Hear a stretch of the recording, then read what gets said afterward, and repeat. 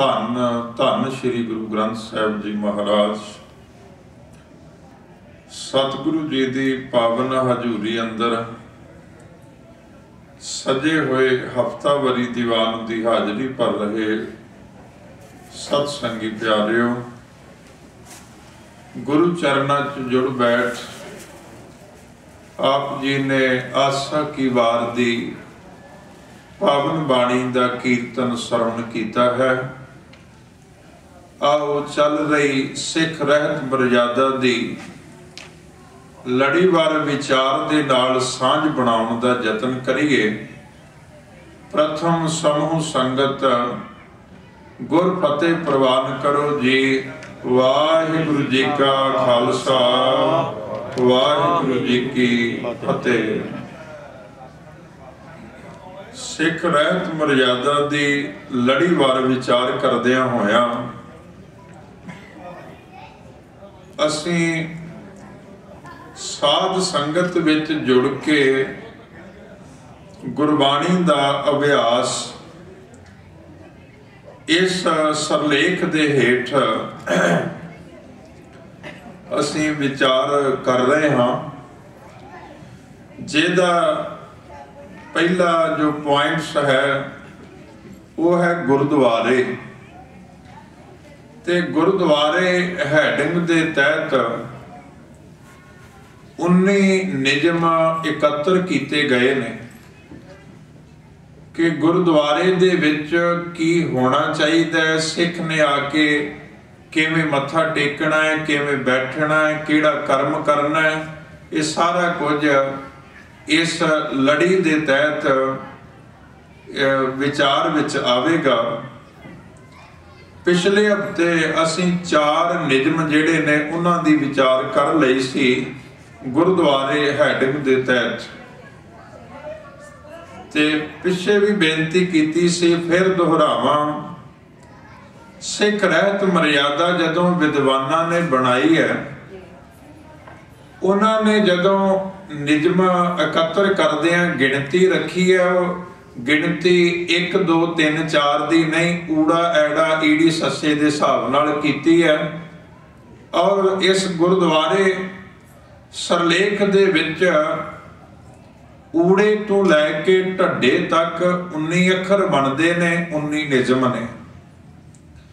4 number जिहड़े ने भाव सस्से तक आपां गुरुद्वारे हैडिंग दे विच विचार कर चुके हैं। अज आपां हाहे निजम दी विचार करनी है, जिहड़ा सीरियल वाइज नंबर 5 बनता है।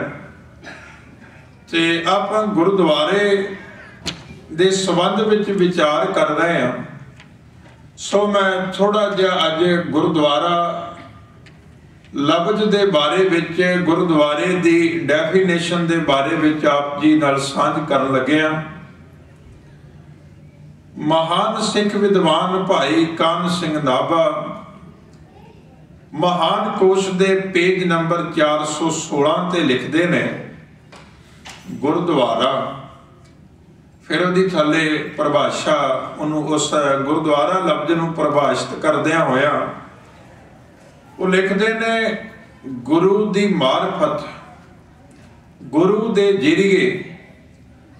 नंबर 2 संगिया गुरु दा घर। ते नंबर 3 दे विच उन्हां लिखिया कि सिखां दा धर्म मंदिर जिस नूं 10 सतगुरुआं विचों किसी ने धर्म प्रचार लई बनाया होवे, अथवा जिथे श्री गुरु ग्रंथ साहिब दा प्रकाश हुंदा होवे। श्री गुरु नानक देव जी तो लैके गुरु अर्जन देव जी तक सिखां दे धर्म मंदिर दी संगिया धर्मसाल रही। सब तो पहला गुरु अर्जन देव महाराज जी ने अमृत सरोवर दे धर्म मंदिर दी संगिया हरमंदर थापी। ते श्री गुरु हरगोबिंद साहब 6वें पातशाह दे समय ਧਰਮਸਾਲ ਦੀ ਸੰਗਿਆ ਗੁਰਦੁਆਰਾ ਪ੍ਰਚਲਿਤ ਹੋਈ। ਭਾਵ ਗੁਰਦੁਆਰਾ ਲਫ਼ਜ਼ ਗੁਰੂ ਨਾਨਕ ਸਾਹਿਬ ਤੋਂ ਲੈ ਕੇ ਪੰਜਵੇਂ ਪਾਤਸ਼ਾਹ ਤੱਕ ਸਿੱਖਾਂ ਦੇ ਗੁਰਦੁਆਰੇ ਨੂੰ ਧਰਮ ਸਮਝਣ ਸਿੱਖਣ ਦੀ ਜਗ੍ਹਾ ਨੂੰ ਧਰਮਸਾਲ ਆਖਿਆ ਜਾਂਦਾ ਸੀ। ਤੇ ਪੰਜਵੇਂ ਪਾਤਸ਼ਾਹ ਤੋਂ ਬਾਅਦ ਵਿੱਚ ਛੇਵੇਂ ਪਾਤਸ਼ਾਹ ਦੇ ਸਮੇਂ ਇਸ ਸਥਾਨ ਦਾ ਨਾਮ ਗੁਰਦੁਆਰਾ ਪ੍ਰਚਲਿਤ ਹੋਇਆ। ਭਾਵੇਂ ਕਿ ਗੁਰਬਾਣੀ ਦੇ ਵਿੱਚ ਗੁਰੂ ਨਾਨਕ ਸਾਹਿਬ ਦੀ ਬਾਣੀ ਵਿੱਚ ਵੀ ਗੁਰਦੁਆਰਾ ਲਫ਼ਜ਼ ਮਿਲਦਾ ਹੈ। ਗੁਰੂ ਅਮਰਦਾਸ ਮਹਾਰਾਜ ਦੀ ਬਾਣੀ ਦੇ ਵਿੱਚ ਵੀ ਗੁਰਦੁਆਰਾ ਲਫ਼ਜ਼ ਆਉਂਦਾ ਹੈ। ਤੇ ਮੇਰਾ ਖਿਆਲ ਹੈ ਵੀ ਸ਼ਾਇਦ ਗੁਰਬਾਣੀ ਦੀ ਅਗਵਾਈ ਵਿੱਚ ਹੀ ਧਰਮਸਾਲ ਦਾ ਨਾਮ ਗੁਰਦੁਆਰਾ ਪ੍ਰਚਲਿਤ ਹੋਇਆ। ਸੋਹੀ ਰਾਗ ਦਾ ਬਚਨ ਹੈ ਗੁਰੂ ਨਾਨਕ ਸਾਹਿਬ ਦਾ 730 ਅੰਗ ਸ੍ਰੀ ਗੁਰੂ ਗ੍ਰੰਥ ਸਾਹਿਬ ਦਾ। ਪਾਤਸ਼ਾਹ ਫਰਮਾਉਂਦੇ ਨੇ, ਭਾਂਡਾ ਹੱਛਾ ਸੋਏ ਜੋ ਤਿਸ ਭਾਵ ਸੀ, ਭਾਂਡਾ ਅਤ ਮਲੀਨ ਧੋਤਾ ਹੱਛਾ ਨਾ ਹੋਏ ਸੀ, ਗੁਰੂ ਦੁਆਰੇ ਹੋਏ ਸੋਝੀ ਪਾਏ ਸੀ, ਏਤ ਦੁਆਰੇ ਧੋਏ ਹੱਛਾ ਹੋਏ ਸੀ। ਗੁਰਦੁਆਰਾ ਲਫ਼ਜ਼ ਆਇਆ, ਮੈਂ ਉਹ ਬੇਨਤੀ ਕਰ ਰਿਹਾ।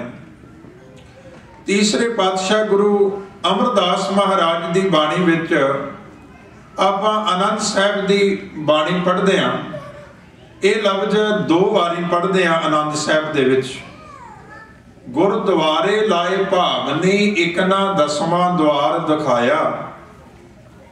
ਤੇ ਫਿਰ ਅਖੀਰ ਤੇ ਜਾ ਕੇ 39 ਨੰਬਰ ਪੌੜੀ ਦੇ ਵਿੱਚ ਹਰ ਜੀਓ ਗੁਫਾ ਅੰਦਰ ਰੱਖ ਕੇ ਵਾਜਾ ਪਾਉਣ ਵਜਾਇਆ, ਵਜਾਇਆ ਵਾਜਾ ਪਾਉਣ 9 ਦੁਆਰੇ ਪ੍ਰਗਟ ਕੀਏ 10ਵਾਂ ਗੁਪਤ ਰਖਾਇਆ, ਗੁਰਦੁਆਰੇ ਲਾਏ ਭਾਵਨੀ ਇਕ ਨਾ 10ਵਾਂ ਦੁਆਰ ਦਿਖਾਇਆ। ਆਨੰਦ ਸਾਹਿਬ ਦੀ ਬਾਣੀ ਵਿੱਚ 2 ਵਾਰੀ ਲਫ਼ਜ਼ ਗੁਰਦੁਆਰਾ ਆਉਂਦਾ ਹੈ। ਤੇ ਇਸੇ ਤਰ੍ਹਾਂ ਦੂਸਰੇ ਗੁਰੂ ਸਾਹਿਬ ਜੋ ਬਾਣੀਕਾਰ ਨੇ ਉਹਨਾਂ ਦੀ ਗੁਰਬਾਣੀ ਦੇ ਵਿੱਚ ਵੀ ਐਸੇ ਸੰਕੇਤ ਮਿਲਦੇ ਨੇ। ਭਾਵੇਂ ਲਫ਼ਜ਼ ਗੁਰੂ ਦੁਆਰਾ ਪਦ ਛੇਦ ਕਰਕੇ ਆਇਆ ਹੋਵੇ ਤੇ ਧਰਮਸਾਲ ਲਫ਼ਜ਼ ਵੀ ਗੁਰਬਾਣੀ ਵਿੱਚ ਮਿਲਦਾ ਹੈ। ਮੈਂ ਬੱਧੀ ਸੱਚ ਧਰਮਸਾਲ ਹੈ, ਗੁਰ ਸਿੱਖਾਂ ਲਹਿੰਦਾ ਭਾਲ ਹੈ, ਧਰਮਸਾਲ ਲਫ਼ਜ਼ ਵੀ ਆਇਆ ਹੈ। ਸੋ ਮੈਂ ਬੇਨਤੀ ਕਰ ਰਿਹਾ ਕਿ ਗੁਰਦੁਆਰਾ ਲਫ਼ਜ਼ ਦੀ ਪਰਿਭਾਸ਼ਾ ਮਹਾਨ ਕੋਸ਼ ਦੇ ਵਿੱਚ ਜਿਹੜੀ ਦਰਜ ਕੀਤੀ ਹੈ, ਮੇਰਾ ਖਿਆਲ ਹੈ ਇੱਕ ਵਾਰੀ ਫਿਰ ਦੁਹਰਾ ਦਿਆਂ, ਗੱਲ ਪੱਕੀ ਹੋ ਜਾਏ। ਗੁਰੂ ਦੀ ਮਾਰਫਤ, ਗੁਰੂ ਦੇ ਜ਼ਰੀਏ ਸੰਗਿਆ ਗੁਰੂ ਦਾ ਘਰ। ਨੰਬਰ 3 ਸਿੱਖਾਂ ਦਾ ਧਰਮ ਮੰਦਰ, ਜਿਸ ਨੂੰ 10 ਸਤਿਗੁਰੂਆਂ ਵਿੱਚੋਂ ਕਿਸੇ ਨੇ ਧਰਮ ਪ੍ਰਚਾਰ ਲਈ ਬਣਾਇਆ ਹੋਵੇ, ਅਥਵਾ ਸ੍ਰੀ ਗੁਰੂ ਗ੍ਰੰਥ ਸਾਹਿਬ ਦਾ ਜਿੱਥੇ ਪ੍ਰਕਾਸ਼ ਹੁੰਦਾ ਹੈ। ਗੁਰੂ ਸ੍ਰੀ ਗੁਰੂ ਨਾਨਕ ਦੇਵ ਜੀ ਤੋਂ ਲੈ ਕੇ ਗੁਰੂ ਅਰਜਨ ਦੇਵ ਜੀ ਤੱਕ ਸਿੱਖਾਂ ਦੇ ਧਰਮ ਮੰਦਰ ਦੀ ਸੰਗਿਆ ਧਰਮਸਾਲ ਰਹੀ। ਸਭ ਤੋਂ ਪਹਿਲਾਂ ਗੁਰੂ ਅਰਜਨ ਦੇਵ ਜੀ ਨੇ ਅੰਮ੍ਰਿਤ ਸਰੋਵਰ ਦੇ ਧਰਮ ਮੰਦਰ ਦੀ ਹਰਮੰਦਰ ਸੰਗਿਆ ਥਾਪੀ ਤੇ ਸ੍ਰੀ ਗੁਰੂ ਹਰਗੋਬਿੰਦ ਸਾਹਿਬ ਦੇ ਸਮੇਂ ਸਿੱਖਾਂ ਦੇ ਧਰਮ ਮੰਦਰ ਨੂੰ ਗੁਰਦੁਆਰਾ ਆਖਿਆ ਜਾਣ ਲੱਗਾ। ਅੱਗੇ ਗੁਰਦੁਆਰੇ ਦਾ ਪ੍ਰਯੋਜਨ ਕੀ ਹੈ, ਗੁਰਦੁਆਰੇ ਦਾ ਕਰਤੱਵ ਕੀ ਹੈ, ਇਸੇ ਪ੍ਰਸੰਗ ਵਿੱਚ ਲਿਖਦਿਆਂ ਕਾਹਨ ਸਿੰਘ ਨਾਭਾ ਲਿਖਦੇ ਨੇ, 6 ਚੀਜ਼ਾਂ ਦੀ ਨਿਸ਼ਾਨੀ ਗੁਰਦੁਆਰਾ ਸਾਹਿਬ ਦੀ ਹੈ। 6 ਚੀਜ਼ਾਂ ਗੁਰਦੁਆਰੇ ਹੋਣੀਆਂ ਚਾਹੀਦੀਆਂ ਨੇ। ਉਹ ਕਿਹੜੀਆਂ? ਵਿਦਵਾਨ ਲਿਖਦੇ ਨੇ ਉਸੇ ਪੰਨੇ ਤੇ ਗੁਰਦੁਆਰੇ ਦੀ ਪਰਿਭਾਸ਼ਾ ਤੋਂ ਅਗਲਾ ਪਹਿਰਾ ਹੈ, ਵਿਦਿਆਰਥੀਆਂ ਲਈ ਸਕੂਲ। ਨੰਬਰ 1 ਗੁਰਦੁਆਰਾ ਜਿਹੜਾ ਹੈ, ਗੁਰਦੁਆਰੇ ਦਾ ਕਰਤੱਵ ਜਿਹੜਾ ਹੈ, ਵਿਦਿਆਰਥੀਆਂ ਲਈ ਸਕੂਲ। ਆਤਮ ਜਗਿਆਸਾ ਵਾਲਿਆਂ ਲਈ ਗਿਆਨ ਉਪਦੇਸ਼ਕ ਆਚਾਰੀਆ। ਰੋਗੀਆਂ ਲਈ ਸਫਾਖਾਨਾ, ਸਫਾਖਾਨਾ ਪੁਰਾਣਾ ਲਫ਼ਜ਼ ਹੈ, अज आपां दवाखाना कह सकते हाँ। जिवें गुरुद्वारियां कईयां विच डिस्पैंसरियां बणीਆਂ ने, ये गुरु काल दे समय तो ही गुरु साहब अपने समय भी वड्डे वड्डे वैदां नूं कोल रख के ते मनुखता दे सरीरक इलाज का प्रबंध करते रहे। जिवें तरन तारण साहब की धरती ते गुरु अर्जन देव महाराज ने कोड़ी खाना बनवाया सी, जिथे कोड़ियां का इलाज किया जाता सी। इसी तरह सतवें पातशाह के समय देखते हैं सफा खाना इतिहास में लिखिया सानू मिलता, जिहदा भाव है कि दवाखाना अज की भाषा में कह लीए। ये दो चीज़ां, एक तो विद्यार्थियों लई स्कूल, नंबर 2 आत्म जग्यासा वालियां वास्ते ज्ञान उपदेशक आचार्य, आत्म जग्यासा धर्म की विद्या लैण वास्ते जिहड़े कारज लई असीं आउंदे आ। आत्मक ज्ञान आचार्य, आत्मक ज्ञान दा एक माध्यम धर्म नूं समझण वास्ते, जीवन नूं समझण वास्ते। नंबर 3 रोगियां लई सफा खाना, नंबर 4 भुखियां लई अन्नपूर्णा, नंबर 5 इस्त्री जात दी पत रखण लई लोहमई दुर्ग, लोहे दा किला, भाव एडा मजबूत किला। ते इथों गुरु घर दे विचों जे कदी कोई ऐसी शिकायत लैके आया, श्री अमृतसर साहब की बात है कि सिख लंगर तैयार होया ते प्रशादा छकण लगे। दूसरे पासे एक हिंदू वीर आया है और उन्हें आके बेनती की है भी मेरी धर्म पत्नी नूं मुगल पठान चुक के लै गया है। मैं बहुत तरले कीते ने पर उन्होंने मेरी एक मनी नहीं, तो मैं खालसे दे दरबार विच फरियाद लैके हाजिर होया। मान होना चाहिए सिख नूं अपने इतिहास उत्ते। सिख लंगर छकण वास्ते पंगत विच बैठे, लंगर प्रशादा थालियां विच पिया होया है। जथेदार उठिया कहन लगा सिंह प्रशादा फेर छकणगे, पहला इसकी धर्म पत्नी नूं आजाद करा के लिया जाए। उस वेले कुछ सिंह घोड़े ते घोड़ियां ते सवार हुए ने, शस्त्र वस्त्र संभाले ने और एक छोटा जिहा जथा जाके उस हिंदू वीर दी धर्म पत्नी नूं छड़ा के लैके आया ते फिर प्रसाद छकिया। इसलिए इतिहास की यह प्रेरणा है। इस्त्री जाति की पत लई लोहमई दुर्ग ते मुसाफरां वास्ते विश्राम की जगह। ये 6 करतब ने गुरुद्वारे दे। असी किन्ने पूरे कर रहे हैं इस गल, क्योंकि किसी भी विचार नूं, किसी भी इतिहास नूं दोहराउण दा कोई मकसद हुंदा है कि सानू की करना चाहिए ते असी कित्थे को खड़े हाँ, तां ही अगली गल जिहड़ी ओह तुर सकदी है। फिर अगले पैरे दे विच लिखदे ने कान सिंह नाभा जी, कहन लगे गुरु साहब ते बुढ़ा दल दे समय गुरुद्वारियां दा खास ध्यान रखिया जांदा सी, पर महाराजा रणजीत सिंह दे राज समय जदों उहदे राज दे विच डोगरियां दे कोल बड़े अहम अहुदे सन, उन्हां दे समय वड्डे इतिहासक गुरुद्वारियां दी दा प्रबंध उल्ट पुलट कर दिता गया, जिहदा समय दी गर्दश दे नाल देश दे होर गुरुद्वारियां ते भी प्रभाव पिया। गुरमत दा प्रचार गुरुद्वारियां विचों अलोप होण लगा ते सिख धर्म अस्थान कहण मात्र नाम मात्र ही गुरुद्वारे रह गए। भाव गुरुद्वारियां दे विच ओह रीति रिवाज होण लगे जिहड़े कि सिख धर्म दा अंग नहीं सन पर प्रचलित हो गए। तां ही साडे बजुर्गां नूं गुरुद्वारा सुधार लहर चला के शहीदियां दे के गुरुद्वारे महंतां तो आजाद करवाने पे और सारी रहत मर्यादा जिहड़ा बिगड़िया होया रूप सी उसनूं एक तरतीब दे के 1900 जिहड़ा अज खरड़ा साडे कोल सानू प्राप्त है, ये मुकम्मल रूप दे विच 1945 विच लागू होया। उस तो पहला किवें किवें वख-वख पड़ावां चों गुजरिया। जदों आपां कथा आरंभ कीती सी, पहली कथा विच मैं सारा विस्तार आप जी नाल साझा कर चुका है। ते इस खड़ड़े दे विच गुरमत अनुसार सिख विद्वानां ने जो मदां पाईयां ने, गुरुद्वारे हैडिंग दे विच तहत ਆਪਾਂ ਅੱਜ ਹਾਹੇ ਨਿਜਮ ਦੀ ਵਿਚਾਰ ਤੋਂ ਕਥਾ ਸ਼ੁਰੂ ਕਰਨੀ ਹੈ ਕਿ ਸਤਿਗੁਰੂ ਪਾਤਸ਼ਾਹ ਦੀ ਸੇਵਾ ਸੰਭਾਲ ਔਰ ਗੁਰਦੁਆਰੇ ਵਿੱਚ ਆ ਕੇ ਸਿੱਖ ਨੇ ਜਿਹੜਾ ਸੇਵਾ ਨਿਭਾਉਣੀ ਹੈ, ਜਿਸ ਨਿਜਮ ਦੀ ਪਾਲਣਾ ਕਰਨੀ ਹੈ, ਉਹ ਸਾਰੇ ਇਸ 19 ਨਿਜਮਾਂ ਦੇ ਵਿੱਚ ਆਉਂਦੇ ਨੇ। ਜਿਹੜੇ 4 ਆਪਾਂ ਵਿਚਾਰ ਲਏ ਨੇ, ਅੱਜ 5ਵੇਂ ਤੋਂ ਵਿਚਾਰ ਸ਼ੁਰੂ ਕਰਨੀ ਹੈ। ਸਿੱਖ ਰਹਿਤ ਮਰਿਆਦਾ ਦਾ ਪੇਜ ਨੰਬਰ 13।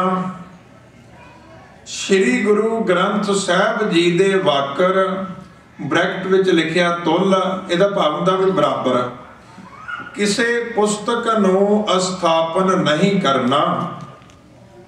श्री गुरु ग्रंथ साहब दे बराबर गुरुद्वारे दे विच किसे होर भावें किड्डी भी धर्म पुस्तक मन्नी जाती होवे, उहदा प्रकाश नहीं हो सकता। गुरुद्वारे दे विच श्री गुरु ग्रंथ साहब दा ही प्रकाश हो सकता है। उस तो बिना किसी ग्रंथ दा प्रकाश गुरु साहब दी तरह चंदोआ ला के मंजी साहब रख के भाव इस ढंग नाल बराबरता नाल प्रकाश नहीं हो सकता। गुरमत रहत मर्यादा दी मद जिहड़ी है इस गल तो सानू सुचेत करदी है। भावें कि अज दे समय दे विच गुरु ग्रंथ साहब दा होर शरीक पैदा करन दा यतन कीता जा रहा है और कई थावां ते गुरु गोबिंद सिंह साहब दे नाम नाल जोड़ के 10वें ग्रंथ दा प्रकाश कीता होया और होर थावां ते हो सके ये यतन कीते जा रहे ने, जो कि सिख रहत मर्यादा दे इस असूल दी घोर उलंघना है। ते उत्थे गुरु साहब दा जिहड़ा हुक्म है कि सिख श्री गुरु ग्रंथ साहब नूं आग्या भई अकाल की, तभी चलायो पंथ सब सिखन को हुक्म है, गुरु मान्यो ग्रंथ। गुरु दे इस हुक्म दी भी हुक्म अदोली है। जे असीं गुरु ग्रंथ साहब दे बराबर किसी होर ग्रंथ दा प्रकाश करते हैं, और होर बेनती करां, ये नहीं भी असी किहड़ा प्रकाश करते हैं, प्रकाश तो उत्थे कीता हुंदा। माफ करना, जे जाके असी उत्थे भेटा चढ़ा रहे हैं, जिथे गुरु ग्रंथ साहब नूं मत्था टेक रहे हैं, उत्थे 10वें ग्रंथ नूं भी मत्था जे टेक रहे हैं तो असी सहमति जता रहे हैं, क्योंकि सिर जू नवा रहे हैं। मत्था टेकन का मतलब की है कि असी गुरु प्रवान करते हैं। तो जे असी ऐसा गुरु ग्रंथ साहब दे बराबर होया प्रकाश, ते बहुती वारी सिख कहंदा भी चलो आपां की लैना है, उत्थे भी मत्था टेकिया इत्थे भी टेक दिंदे। नहीं, ये गुरमत रहत मर्यादा दे बिल्कुल उल्टी बात है। सिख नूं सुचेत रहण दी लोड़ है। जिथे इस तरह का कोई यतन हो रहा है, सिख नूं उत्थे नहीं जाना चाहिए। दास बिल्कुल स्पष्ट इस गल दे विच है कि जिथे गुरु ग्रंथ साहब का अपमान करती हुई कोई भी धर्म पुस्तक बराबर प्रकाश की हुई है, उहदा सिख नाल कोई वास्ता नहीं है। फिर दोहरा दियां, श्री गुरु ग्रंथ साहब जी दे वाकर ब्रैकेट विच लिखिया तुल, भाव श्री गुरु ग्रंथ साहब दे बराबर किसी पुस्तक नूं अस्थापन नहीं करना। श्री गुरु ग्रंथ साहब के बराबर कोई ग्रंथ प्रकाश नहीं हो सकता। धर्म की जानकारी वास्ते इतिहासक पुस्तकां उदां पढ़िया जा सकदियां ने, भावें होर धर्मां दे ग्रंथ भी जानकारी ज्ञान हासिल करने वास्ते पढ़े जा सकते हैं, कोई मुश्किल नहीं है। पर श्री गुरु ग्रंथ साहब के बराबर गुरु घर दे विच जां अपने घर दे विच भी जिथे गुरु ग्रंथ साहब का प्रकाश है, उत्थे दूजा ग्रंथ नहीं प्रकाश हो सकता। सिख रहत मर्यादा। गुरुद्वारे विच कोई मूर्ति पूजा जां होर गुरमत दे विरुद्ध कोई रीति जां संस्कार ना होवे। गुरुद्वारे दे विच मूर्ति पूजा इस तरह का कोई कर्म नहीं किया जा सकता। मूर्ति पूजा हिंदू वीर पत्थर की मूर्त नूं पूजते ने। ते जे सिख किसी कागज की लकड़ की बनाई मूर्ति नूं पूजदा है ते वो भी मूर्ति पूजा है। गुरुद्वारे दे विच किते भी सिख मूर्ति पूजा का पुजारी नहीं है, सिख अकाल का पुजारी है। इत्थे पूजा अकाल की है, इसलिए गुरुद्वारे विच कोई मूर्ति पूजा जां होर गुरमत दे विरुद्ध कोई रीति जां संस्कार ना होवे। इहदा भाव यह है कि भावें गुरु की फोटो बनाई होवे, ओदी पूजा करनी गुरमत नहीं है। ਉਹਨੂੰ ਧੂਪਾਂ ਦੇਣੀਆਂ, ਉਹਦੇ ਅੱਗੇ ਥਾਲ ਪਰੋਸ ਕੇ ਭੋਗ ਲਵਾਉਣੇ, ਇਹ ਸਾਰਾ ਕੁਝ ਮੂਰਤੀ ਪੂਜਾ ਦਾ ਵਿਧਾਨ ਹੈ ਜਿਹੜਾ ਗੁਰਮਤ ਨਹੀਂ ਹੈ। ਇੱਥੇ ਪੂਜਾ ਅਕਾਲ ਕੀ ਹੈ, ਔਰ ਉਹ ਪੂਜਾ ਗੁਰੂ का शब्द पढ़ के गा के विचार के अपने जीवन ਵਿੱਚ ਕਮਾ ਕੇ ही हो सकती है, ਕਿਸੇ कर्म कांड ਦੇ ਨਾਲ नहीं। तुसी आखोगे भी ये गल किते कोलों तो नहीं कही जा रही, मैं गुरु की बाणी का शब्द आप जी नाल साझा करदिआं। भगत कबीर साहब का शब्द है, आसा राग की बाणी दे विच आउंदा है 479 479 पेज है गुरु ग्रंथ साहब का। भगत कबीर जी आखदे ने, कहन लगे एक मालण पत्तियां नूं तोड़दी है, एक फुल तोड़दी है कि मैं शिव जी की पूजा करनी है, ब्रह्मा की पूजा करनी है, जां होर इदां देवतियां की पूजा करनी है। पर भगत कबीर साहब आखदे ने, मालण अज्ञानता विच भुली हुई है, मेरा सतगुरु जागदा होया, उन्हों ऐसी पूजा की लोड़ नहीं। कहन लगे फुल्लां दे विच जिंद है, पत्तियां दे विच जीवन है, पर हैरानी की गल जिहदी पूजा करनी वो पत्थर निर्जिंद है। शब्द साझा करा, पाती तोरै मालनी, पाती पाती जियो, जिस पाहन को पाती तोरै सो पाहन निर्जियो। पाहन कहते ने पत्थर नूं, जिस पाहन पत्थर वास्ते पत्ते तोड़ रही है, फुल तोड़ रही है, वो सो जिस पाहन को पाती तोरै सो पाहन निर्जियो। भूली मालनी है एओ सतगुर जागता है देव, ब्रह्म पाती बिशन डारी फूल शंकर देव। तीन देव प्रतख तोरै करे किसकी सेव। कहन लगे जदों तू पत्तियां तोड़ियां ना ब्रह्म पाती, कहन लगे मानो उहदे विच जीवन है, इंज जानी पत्तियां विच ब्रह्मा बैठा है। ब्रह्म पाती बिशन डारी, कहन लगे विष्णु डालियां विच बैठा है। ब्रह्म पाती बिशन डारी फूल शंकर देव, कहन लगे शंकर जिहड़ा फुल्लां विच बैठा है। तीन देव प्रतख तोरै करें किसकी सेव, कहन लगे तीन देव ते पहला तो तोड़ चुकी है, मार चुकी है।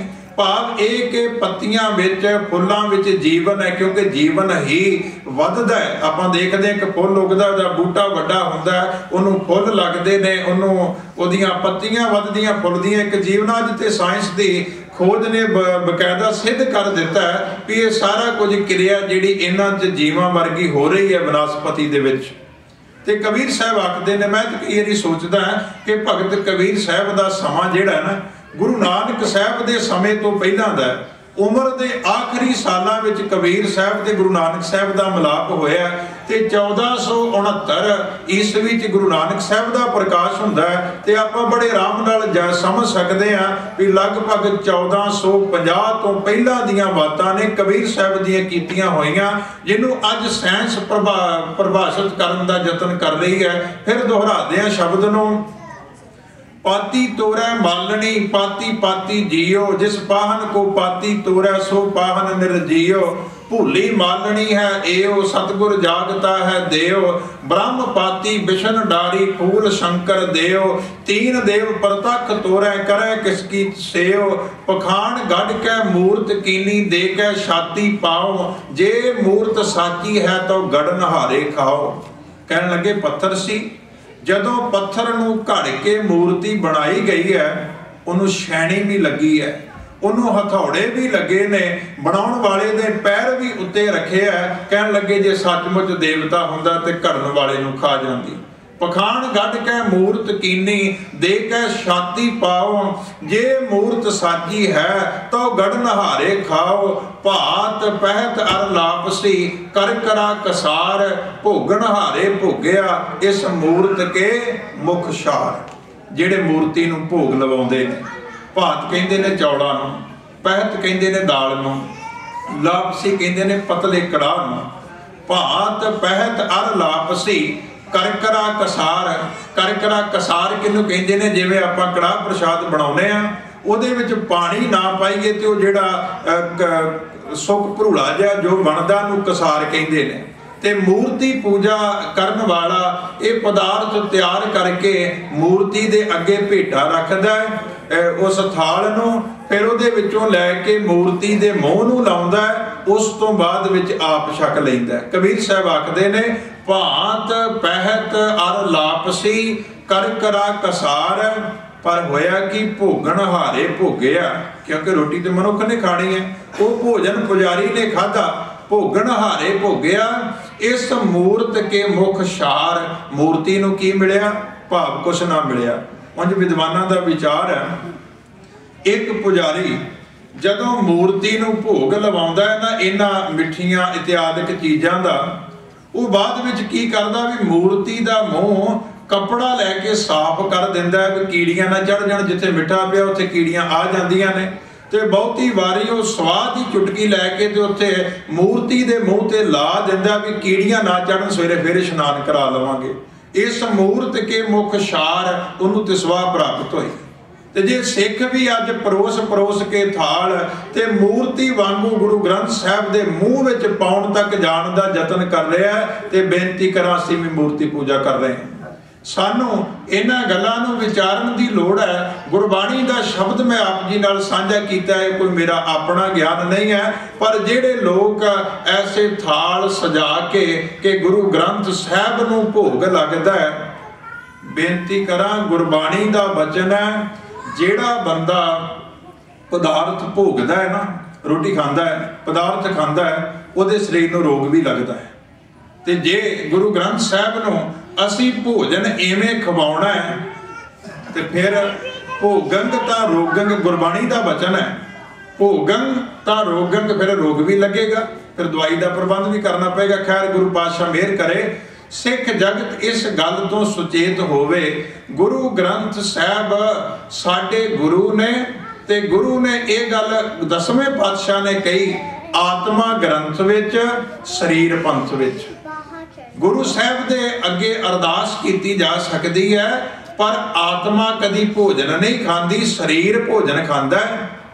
ਇਸ ਲਈ ਗੁਰੂ ਦਾ ਜਿਹੜਾ ਆਤਮਿਕ ਗਿਆਨ ਹੈ ਉਹ ਗ੍ਰੰਥ ਸਾਹਿਬ ਦੇ ਵਿੱਚ ਹੈ, ਪਰ ਜਿਹੜੀ ਸਰੀਰ ਦੀ ਕਿਰਿਆ ਨਿਭਾਉਣੀ ਹੈ ਨਾ, ਉਹ ਖਾਲਸੇ ਨੇ ਨਿਭਾਉਣੀ ਹੈ। ਸਰੀਰ ਪੰਥ ਵਿੱਚ ਦਾ ਭਾਵ ਇਹ ਹੈ ਵੀ ਜਿਹੜਾ ਪ੍ਰਸ਼ਾਦਾ ਪਾਣੀ ਉਹ ਵੀ ਸਿੱਖਾਂ ਹੀ ਛਕਣਾ ਹੈ, ਤੇ ਜੇ ਕਿਤੇ ਲੋੜ ਪਈ ਜੰਗ ਵਿੱਚ ਜੂਝਣ ਦੀ, ਉਹ ਵੀ ਸਿੱਖਾਂ ਹੀ ਜੂਝਣਾ। ਧਰਮ ਪੁਸਤਕਾਂ ਤੱਕ ਕਿਰਪਾਨ ਫੜ ਕੇ ਨਹੀਂ ਜੂਝਦੀਆਂ। ਸਾਡਾ ਉਹਨਾਂ ਦੇਵੀਆਂ ਵਾਲਾ ਸਿਧਾਂਤ ਨਹੀਂ ਹੈ ਕਿ ਫਲਾਨੀ ਦੇਵੀ ਪ੍ਰਗਟ ਹੋ ਗਈ, ਉਹਨੇ ਇੰਨੇ ਦੁਸ਼ਟਾਂ ਦਾ ਨਾਸ਼ ਕਰ ਦਿੱਤਾ। ਹੁਣ ਕਿਉਂ ਨਹੀਂ ਕੋਈ ਦੇਵੀ ਪ੍ਰਗਟ ਹੁੰਦੀ? ਹਿੰਦੁਸਤਾਨ ਦੀ ਧਰਤੀ ਤੇ ਲੋਕ ਤੜਫ ਰਹੇ ਨੇ, ਲੋਕ ਬੇਰੁਜ਼ਗਾਰ ਆਤਮ ਹੱਤਿਆਵਾਂ ਕਰ ਰਹੇ ਨੇ, ਹੋਰ ਬੜਾ ਕੁਝ ਐਸਾ ਹੋ ਰਿਹਾ, ਕਿੰਨੀ ਕਰਪਸ਼ਨ ਹੈ, ਕਿੰਨਾ ਜ਼ੁਲਮ ਹੋ ਰਿਹਾ, ਗਰੀਬ ਰੋ ਕੁਰਲਾ ਕੇ ਹਟ ਜਾਂਦੇ ਨੇ।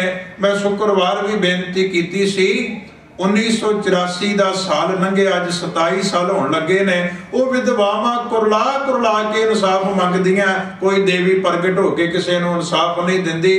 ਜੇ ਇਨਸਾਫ ਮਿਲਦਾ ਜਦੋਂ ਕੌਮਾਂ ਇਕੱਠੀਆਂ ਹੋ ਕੇ ਇੱਕ ਤਾਕਤ ਬਣ ਕੇ ਆਪਣੇ ਹੱਕ ਦੀ ਗੱਲ ਕਰਦੀਆਂ ਨੇ, ਉਦੋਂ ਇਨਸਾਫ ਮਿਲਦੇ ਨੇ। ਜੰਗਾਂ ਜਿੱਤੀਆਂ ਜਾਂਦੀਆਂ ਨੇ ਸ਼ਾਸਤਰਾਂ ਦੀ ਪੂਜਾ ਕਰਕੇ ਨਹੀਂ, ਸ਼ਾਸਤਰਾਂ ਦੀ ਵਰਤੋਂ ਕਰਕੇ, ਆਪਣੇ ਸਿਰ ਦਿਮਾਗ ਦੀ ਵਰਤੋਂ ਕਰਕੇ, ਆਪਣੇ ਸਰੀਰ ਦੀ ਵਰਤੋਂ ਕਰਕੇ। ਇਸ ਕਰਕੇ ਗੁਰੂ ਸਾਹਿਬ ਦੇ ਘਰ ਦਾ ਪਾਵਨ ਸਿਧਾਂਤ ਹੈ, ਸਿੱਖ ਜਿਹੜਾ ਮੂਰਤੀ ਦਾ ਪੁਜਾਰੀ ਨਹੀਂ ਹੈ, ਸਿੱਖ ਗੁਰੂ ਗ੍ਰੰਥ ਸਾਹਿਬ ਦੇ ਗਿਆਨ ਦਾ ਪੁਜਾਰੀ ਹੈ। ਇਸ ਲਈ ਗੁਰਦੁਆਰੇ ਵਿੱਚ ਕੋਈ ਮੂਰਤੀ ਪੂਜਾ ਜਾਂ ਹੋਰ ਗੁਰਮਤ ਦੇ ਵਿਰੁੱਧ ਕੋਈ ਰੀਤੀ ਜਾਂ ਸੰਸਕਾਰ ਨਾ ਹੋਵੇ। ਜਿਹੜੇ 4 ਸੰਸਕਾਰ ਲਿਖੇ ਨੇ ਨਾ ਰਹਿਤ ਮਰਜ਼ਾਦਾ ਵਿੱਚ, ਅੱਗੇ ਜਾ ਕੇ ਆ ਜਾਣੇ ਨੇ। ਜਨਮ ਸੰਸਕਾਰ ਤੇ ਆਨੰਦ ਸੰਸਕਾਰ, ਅੰਮ੍ਰਿਤ ਸੰਸਕਾਰ ਤੇ ਮ੍ਰਿਤਕ ਸੰਸਕਾਰ, ਉਹ ਕਿਵੇਂ ਕਰਨੇ ਨੇ, ਸਾਰਾ ਵਿਸਤਾਰ ਅੱਗੇ ਜਾ ਕੇ ਆ ਜਾਏਗਾ। ਇਹ ਤੇ ਗੁਰੂ ਘਰ ਵਿੱਚ ਨਿਭਾਏ ਜਾ ਸਕਦੇ ਨੇ, ਇਹਨਾਂ ਤੋਂ ਬਿਨਾਂ ਹੋਰ ਕੋਈ ਸੰਸਕਾਰ ਨਹੀਂ ਗੁਰਦੁਆਰੇ ਵਿੱਚ ਨਿਭਾਇਆ ਜਾ ਸਕਦਾ। जिवें दूसरे धर्म के लोग मुसलमान वीर सुन्नत करते हैं, ईसाई वीर बिपत समां दी जो भी उन्होंने रीति रिवाज है वो अपना निभाते हैं, हिंदू वीर मुंडन करते हैं, बच्चों का जन्म संस्कार करते हैं। इहो जिहे कर्म सिख दे लई बिल्कुल विवर्जित ने। सिख लई विवर्जित है ही भी जदों असीं उन्हां धर्मां दे मनदे ही नहीं, पर कोई ऐसा संस्कार गुरुद्वारे विच जाने अनजाने कई वारी ऐसियां मुश्किलां आउंदियां कि बच्चे दा मुंडन कराउणा ते गुरु साहिब दे चरनां च अरदास कर दिओ। हैरानी की गल, जिहड़ा गुरु कहता होवे केस मेरी मोहर, उसे गुरु के चरणों च अरदास करिए भी ये केस कटने ने, गुरु साहब जी आग्ञा दे दिओ। इस तरह दी मुश्किलां भी आउंदियां ने। सो गुरु पातशाह दी पावन सिद्धांत की विचार है सिख रहत मर्यादा कि गुरमत के विरुद्ध कोई रीति जां संस्कार ना होवे। एक बेनती करा, मैं एक विद्वान नूं सुन रहा सी एक दिन, बाबा बकाला साहब के लागे पिंड है, ते उत्थे पिंड दे विच किसे घर दे विच पढ़ी लिखी नौ आ गई, ते उन्हें पता लगा भी ये लड़की ने कोर्स किया। साडे सिख भी हुणे कोर्स बड़ा कराउंदे ने, ख्याल करियो। ते वो विच विचाले गल रही भी कोर्स किया जी, लड़की पढ़ी लिखी बड़ी है। वो जदों ब्याह के घर आई ते कह लगे भी इन्हें कोर्स किया कोई काम कार करेगी। वो कह लगी भी मैं ब्यूटी पार्लर का कोर्स किया होया, ये काम कर सकती है मैं। तो ज्ञान सानू सारिਆਂ ਨੂੰ उन्ना की होंदा है। वो घर के बजुर्ग कहते भी तेनों यही दुकान पा देने। वो कह लगी ठीक है मैं कोर्स किया होया। चलो उन्हें किया। वो पिंड विच बाबा बकाला साहब के नेड़े पिंड है काले के, और दास बकायदा जानता है क्योंकि साडे इलाके का पिंड है। तो मैं किसी विद्वान कोलों सुनिया, वो कह लगे भी वो तो चलो गल एक वक्री हो गई, किसी का घर का निजी मसला भावें कि सिख का नहीं होना चाहिए। उन्होंने जाके सौरा साहब जेडे सियाने बयाने घर दे, उन्हें 50 का नोट लिया तो जाके गुरुद्वारा साहब ग्रंथी साहबान नूं कहंदा भी अनाउंसमेंट कर दिओ भी साडी नौ ने ब्यूटी पार्लर खोल लिया ते तुहानूं हुण शहर जाण दी लोड़ नहीं है, इत्थे ही आ सारा काम हो जाया करेगा। वो मुश्किल ये बनी भी वो ग्रंथी सिंह मेरे वर्गा बेचारा घट ही पढ़िया लिखिया होना भी उन्होंने की उहदी जाने बड़ा भी ब्यूटी पार्लर किहनूं कहंदे, बजुर्ग आदमी है क्योंकि मैं जानदा भी हाँ। वो गुरु तेग बहादुर साहब का इतिहासक गुरुद्वारा है, बहुत बड़ा, उत्थे बहुत बड़ा समागम हुंदा है। गुरु तेग बहादुर साहब उत्थे गए हुए ने, इतिहासक गुरुद्वारा है। वो बेचारा अनपढ़ ग्रंथी बजुर्ग आदमी, उन्होंने की पता है। उन्हें अरदास भी कराई, 50 रुपए दे के उन्हें अरदास भी कर दी, ते नाल ही उन्हें अनाउंसमेंट कर दी भी ब्यूटी पार्लर साडे पिंड च खुल गया, हुण साध सिंह जी तुहानूं बाहर जाण दी लोड़ नहीं। तो तुसीं हुण आप विचार समझ सकते हो भी पहली गल सिख परिवार की किन्नी कुछ सियाणप है। ते दूसरी गल ये भी जिन्हों चलो मनी गल भी पता ही नहीं ब्यूटी पार्लर की हुंदा है, वो की करेगा। साडे इहो जिहे ते हालात ने, इस करके सिख नूं बड़ा सुचेत होने की लोड़ है। मैं उस विद्वान का किया होया एक होर लफ्ज़ तुहाडे नाल साझा करां। कहण लगे बड़े नामी सरदार हुंदे ने ते साडी बेटी ने ब्यूटी पार्लर का कोर्स किया होया जी।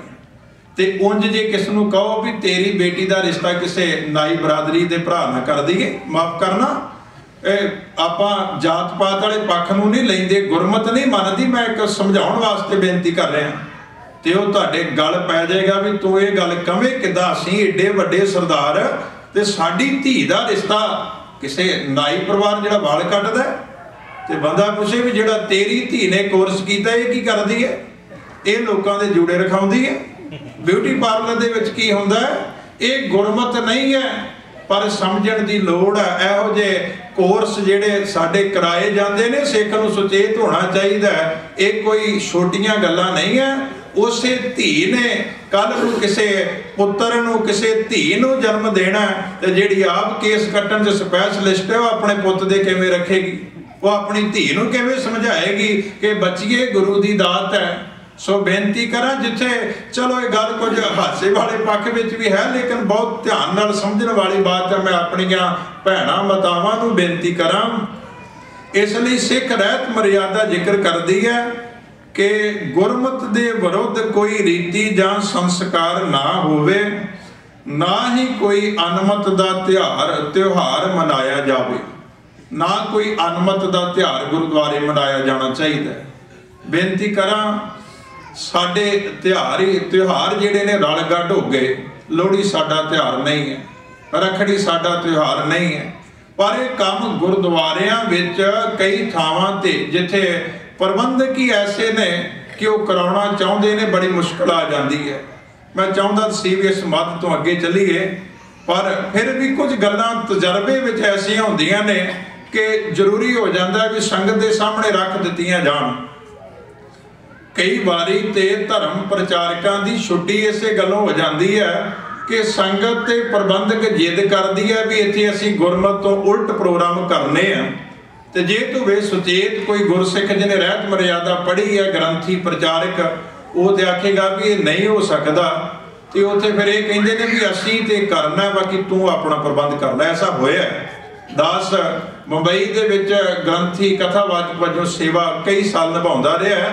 उत्थे ऐसा भी एक बारी मसला किसी होर भरा नाल होया, दास नाल नहीं, क्योंकि मैं जदों ऐसा कोई गल सामने आउंदी तो बिल्कुल मना कर दिंदा सी भी रखना है तो तुहाडी मर्जी ने, तो कोई गल नहीं। जिथे मेरे गुरु ने जोड़ा लाया उत्थे जोड़ा साहब बन गया, जिथे चोड़ा लाया उत्थे चोड़ा साहब बन गया, गुरुद्वारे बड़े ने। तो खैर उस भरा ने किते सिख रहत मर्यादा पढ़ी सी ते जिद ये हो गई कि असीं जी गुरुद्वारे विच लोहड़ी दा आ जिहड़ा भुग्गा लाउणा, जिहड़ी अग बाल के तिल तुल रापरा सुੱਟਦੇ ने विच। ते वो प्रबंधक कहण लगे भी इस तरह होना, तुसीं अनाउंसमेंट कर दिओ। वो कहण लगा भी ये त्योहार साडा नहीं, अग्नि देवतिया दी पूजा का त्योहार है। अग नूं देवतियां दी जुबान मन्निया गया। हिंदू वीर जिहड़े आ तिल आदि सारा कुछ सुੱਟਦੇ ने, हवन वर्गा एक जग करते हैं, जो भी उन्हों की रीति रिवाज है वो जम जम कर उन्होंने मुबारक होवे। पर यह सिखां का त्यौहार नहीं है, आउंदे महीनों में आउण वाला है। पर वो कहण लगा भी नहीं तुसीं अनाउंसमेंट नहीं करनी तो मैं कर देना। उन्हें अनाउंसमेंट कर दी। वो गुरु घर का ग्रंथी सिंह ने लेके रजान दे दिता भी जे तुसीं ये कुछ करना तो मैं इत्थे सेवा नहीं कर सकता। उसकी छुट्टी तो जरूर करती, पर लोहड़ी की अग जरूर बाली गई गुरुद्वारे दे विच। ते जे प्रबंधक मैं बेनती करता हुन्ना भी गुरमत की गल नूं जिन्ना चिर संगत एक्सैप्ट नहीं करती, प्रबंधक साथ नहीं दिंदे, प्रचारक नहीं लागू करा सकता। भावें ये गल असंभव नहीं है, पर बहुत औखी है किसी प्रचारक वास्ते जिन्ना चिर गुरमत के सही प्रचार नूं संगत प्रवानता नहीं दिंदी और प्रबंधक साहबान का सहयोग नहीं दिंदे। कला प्रचारक इन्ने जोगा नहीं, क्योंकि गल तो सारे नाल रल मिल के चलनी है। खैर गुरु पातशाह मेहर करे। हाँ, किसी मौके जां इकत्तरता नूं गुरमत के प्रचार लई वरतना अयोग नहीं। कोई इकत्तरता हुई है उत्थे गुरमत प्रचार वास्ते कोई गलबात कोई विचार जिहड़ी वो कीती जा सकती है। अगला निजम जिहड़ा नंबर 6 कक्का, श्री गुरु ग्रंथ साहब जी दे पंघूड़े दे पावियां नूं मुठियां भरनियां, कंधां जां थड़ियां ते नक रगड़ना जां मुठियां भरनियां, मंजी साहब हेठां पानी रखना, गुरुद्वारियां विच मूर्तियां बनाउणियां जां रखणियां, गुरु साहबान जां सिख बजुर्गां दियां तस्वीरां अगे मत्थे टेकणे, इहो जय कर्म मन मत हन। सिख रहत मर्यादा श्री गुरु ग्रंथ साहब दे पंघूड़े दे पावियां नूं मुठियां भरनियां, मंजी साहब दियां मुठियां भरनियां कि असीं गुरु दे चरण घुट रहे हां, थले तो पीड़े साहब दे पावे फड़ के कि असीं गुरु दे चरण घुट रहे हां। माफ करना, गुरु दे चरण गुरु दा शब्द है। हिरदे चरण शब्द सतगुर को नानक बांधे पाल। गुरु साहब जी आखदे ने कि गुरु दे चरण गुरु दा शब्द है। शब्द नूं हिरदे विच टिकाउणा है, ना कि मंजी साहब दियां मुठियां भरनियां।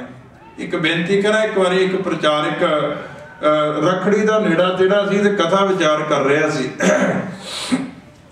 वो किसी भैन ने रखड़ी लियांदी ते फटाफट आके गुरु साहब दे पावे नूं बंन दित्ती।